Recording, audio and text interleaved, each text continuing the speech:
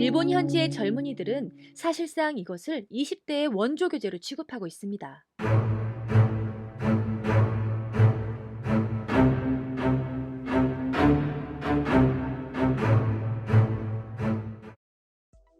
안녕하세요. 세계는 지금 TV원입니다.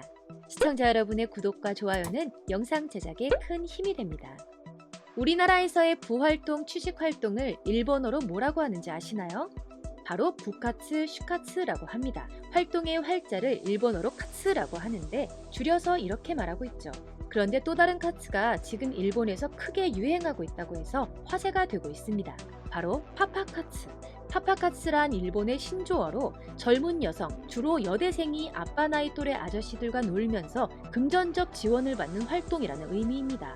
2017년부터 매칭 앱이 등장하며 파장이 점점 커지고 있었는데 예전부터 존재했던 파파카츠가 지금에 와서 다시 유행하고 있는 이유는 무엇일까요? 바로 이번 C19 사태로 인해 실직 또는 취업이 취소된 일부 젊은 여성들이 생계를 위해 파파카츠에 나서고 있다는 것이죠. 현대의 일본에서는 부모가 경제적 여유가 없는 지방 출신의 여성들의 경우 파파카츠를 하지 않으면 대학에 갈 수 없는 사회가 되고 있다고들 합니다. 수도권에서 사립대학에 진학하려면 학비를 시작으로 월세와 생활비 등 수없이 많은 비용이 듭니다.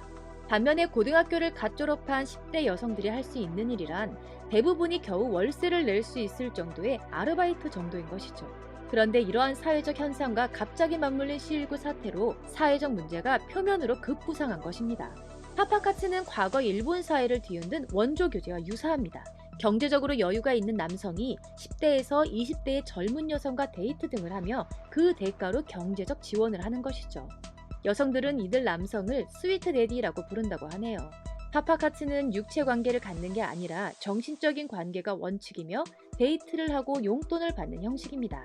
최근에는 이들을 전문적으로 연결하는 웹사이트와 앱 등이 운영되고 있습니다. SNS 등에서는 스위트 데디를 찾는다는 글을 어렵지 않게 찾아볼 수 있을 정도입니다. 스마트폰으로 검색을 해보면 파파카츠로 돈 벌었어요. 현역 여대생이 알려주는 월 X만 원 이상 버는 파파카츠 시작하는 법 이란 기사가 셀 수도 없이 검색되는 상황이죠. 하지만 현실적으로는 성매매나 다름없습니다. 왜냐하면 파파카츠를 하는 여성들 중에는 평범한 여성도 있지만 유흥업소 여성들도 많기 때문입니다. 매칭을 해주는 어플에선 이런 말들이 오고 갑니다. 어른 3회 어때요? 가까우면 2도 괜찮은데. 여기서 3은 3만엔의 호텔에 들어가는 것을 가리키는 은어이죠.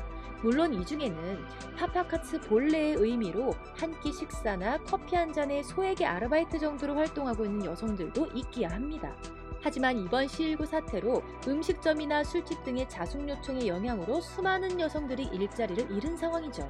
그래서 파파카츠는 올해 들어서 폭발적으로 늘었습니다. 그러나 이러한 파파카츠는 리스크도 큽니다.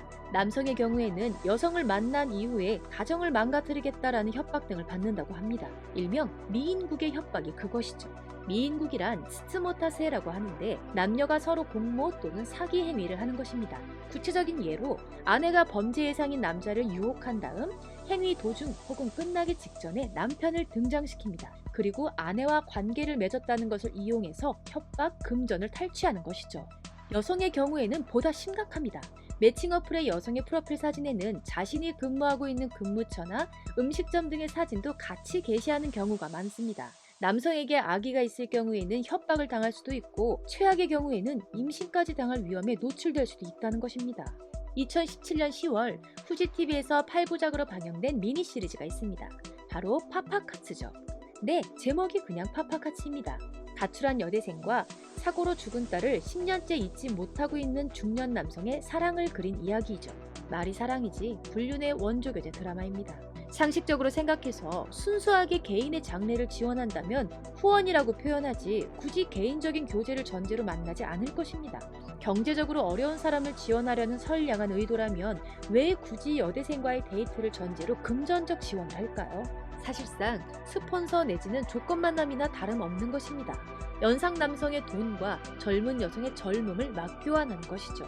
일본 현지의 젊은이들은 파파카츠를 사실상 20대의 원조 교제로 취급하고 있습니다. 심지어 최근에는 연령대가 낮아져서 여고생이나 여중생까지 파파카츠를 하는 케이스도 급증하고 있다고 합니다. 이쯤 되면 그냥 이름만 다른 원조 교제나 다름없는 것 같습니다. 일본 국세청의 민간급여 실태 통계조사에 따르면 남성의 1년 평균 수입은 532만 엔, 반면에 여성의 1년 평균 수입은 287만 엔으로 조사됐습니다. 여성의 경제력이 남성의 절반 수준이라는 것이죠. 게다가 남녀 차별을 측정하는 젠더깁 지수에서는 2018년 기준 일본의 순위가 149개국 중 110위를 차지하고 있습니다. 이러한 환경에선 파파카츠나 이것과 비슷한 일이 합리적이고 유일한 선택지가 되는 것은 자연스러운 것일 겁니다. 이번 내용을 준비하면서 많은 자료들을 보았는데 겐다이 비즈니스에 실린 기사의 내용 중에는 이런 말이 있었습니다. 서로 시너지를 낼 수 있는 관계성을 상대방과 함께 만들어가는, 서로의 비전이나 전략에 기초하는 유연한 관계성을 쌓는 것. 그것이 파파카츠이며 비즈니스도 연애도 아닌 하이브리드 관계성이라고 말이죠. 겐다이 비즈니스는 일본 최대 종합출판사 고단샤가 운영하는 온라인 매체입니다.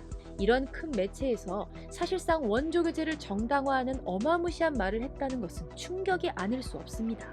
이상 세계는 지금 TV원이었습니다. 감사합니다.